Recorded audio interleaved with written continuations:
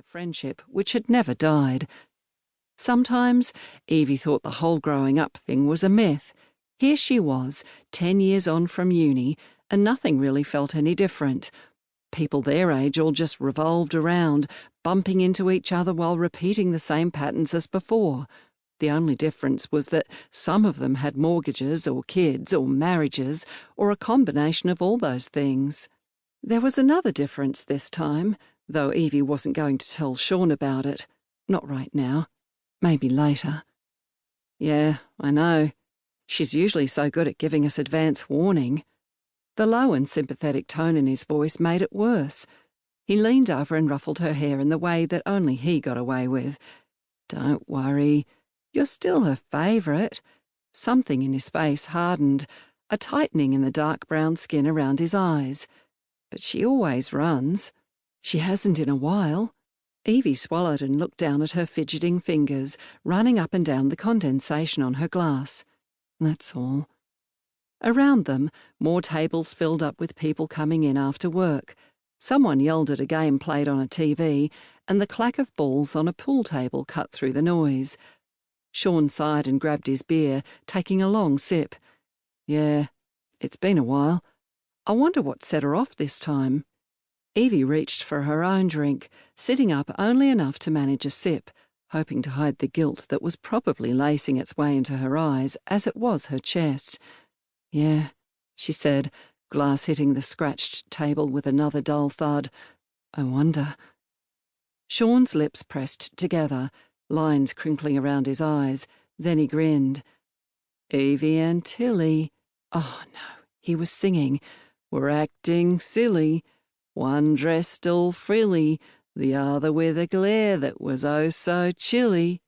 Evie made herself laugh, the sound catching in her throat on its way out. She smiled to add some authenticity.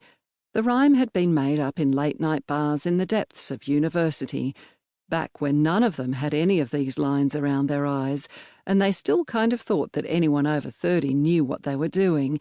But that was so far away. So who really knew? Yes, Sean, I'm familiar with the stupid rhyme you made up. You got it printed that year, then hung it up all over the place. He shrugged and grinned, the dimple that drove people wild popping in his cheek.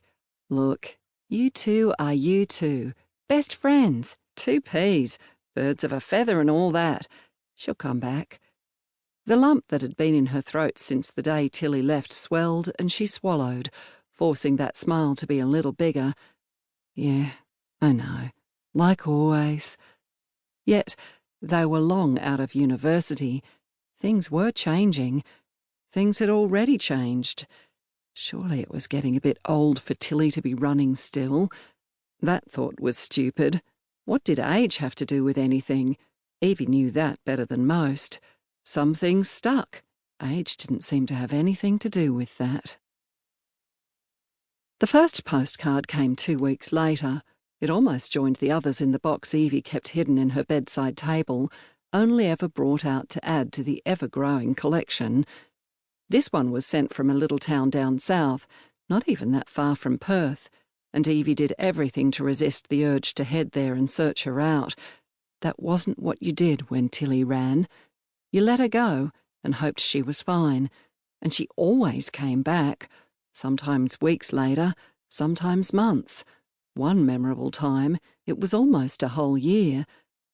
A picturesque beach Evie knew well was splashed over this postcard, although the sand looked golden when it was normally a bright, clear white, probably taken at sunset. On the other side was the lazy, clear scrawl of Tilly's handwriting. This beach is damn cold this time of year, especially at dawn with the water on your toes, but the sunrise is warm. Take care, not sure when I'll be back. I miss you, though. Love, Tilly, X. Evie ripped it up and jammed it in the bin.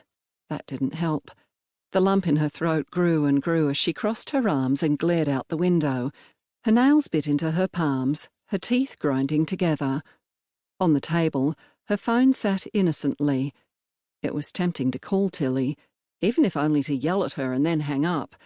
But Tilly would have her phone off, or wouldn't answer. Plus,